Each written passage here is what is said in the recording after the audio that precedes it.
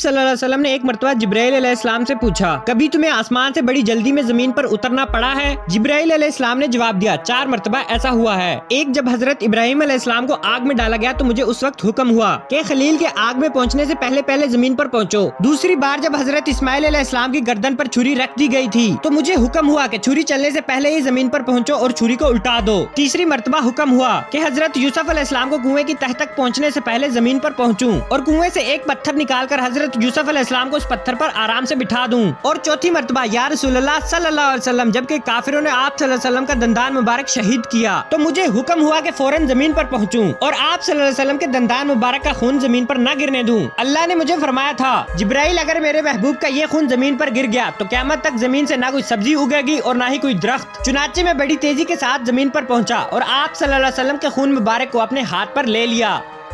دوستو، ایک مرتبہ حضرت اسرائیل علیہ السلام یعنی موت کا فرشتہ حضرت موسیٰ علیہ السلام کے پاس انسانی شکل میں آیا اور کہنے لگا، میں تیری روح قبض کرنے آیا ہوں۔ حضرت موسیٰ علیہ السلام جو کہ بہت ہی زیادہ غصے والے پیغمبر تھے، انہوں نے ایک زوردار تھپڑ مارا اور ملک الموت کی ایک آنکھ پھوڑ ڈالی، لیکن اللہ نے ان کی آنکھ پھر سے صحیح کی اور واپس حضرت موسیٰ علیہ السلام کے پاس بھیجا اور کہا، ایک بیل لے کر جانا اور کہنا، اے موسیٰ، اس بیل کے اوپر ہاتھ رکھو اور جتنے بال تمہارے ہاتھ کے اوپر آئے اس کے بدلے میں 1 سال اللہ تمہیں اس دنیا میں زندہ رکھے گا۔